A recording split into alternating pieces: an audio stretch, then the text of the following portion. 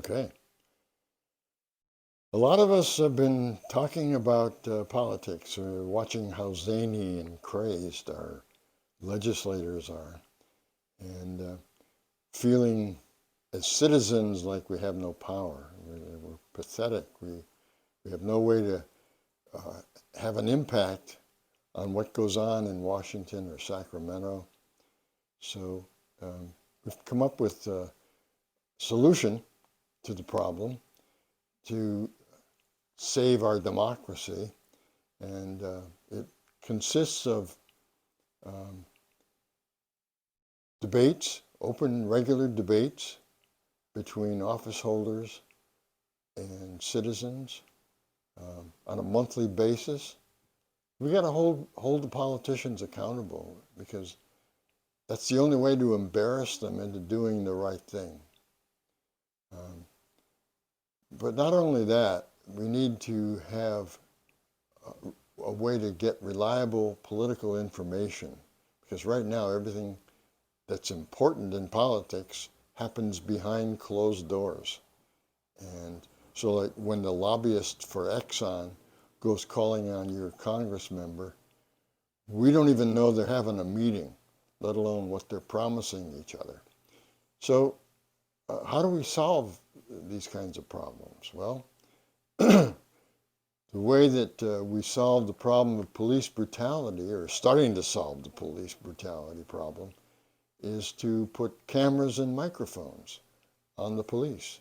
So why not put cameras and microphones on a politician so that whenever he or she is discussing public business with anybody, they have to have the cameras and microphones rolling. And those video audio recordings could be taken every day and posted on a government website so that we'd all know what's going on, who they're meeting with, and what they're saying to each other. Otherwise, we're pathetic. We are in the dark. We don't know what's going on, what's coming up in politics, what's cooking, until it happens. It becomes a fait accompli, and then it's too late to do anything about it. Um, the corporations and the political parties, uh, conspire together to control everything. And so this is the only way, seems to me, of piercing that veil and finding out what's going on behind closed doors. Cameras and microphones on the office holders. And we need to have a way to express ourselves as the people. We, the people, need a way to speak out and express ourselves publicly and to challenge our politicians on a regular basis and hold them accountable in public. So the suggestion is to hold regular monthly meetings between, and conversations actually.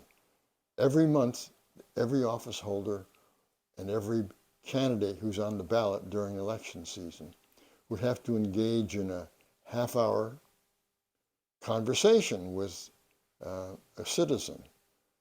How would the citizen be chosen? Well, by lottery. You put your name in the hat, and if your name gets chosen, you can go up against Senator Feinstein or whoever it is you want to have a dialogue with. You can choose who you want to debate with, and then you get a half an hour.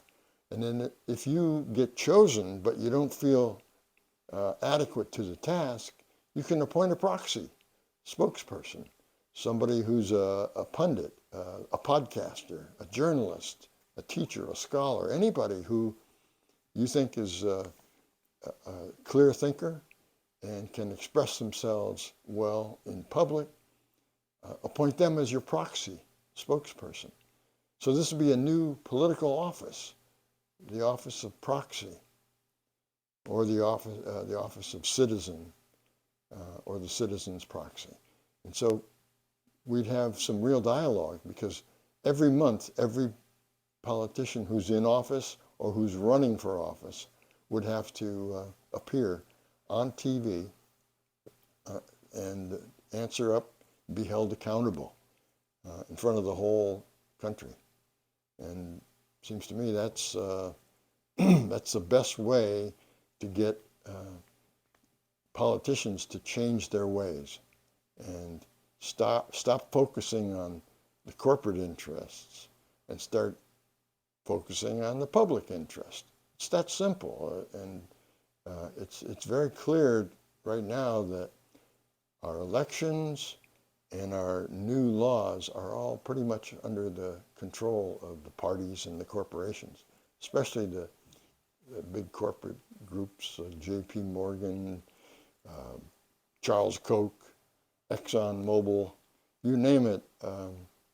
All those corporate guys and gals are in total control over all of our politics now, and that has to stop.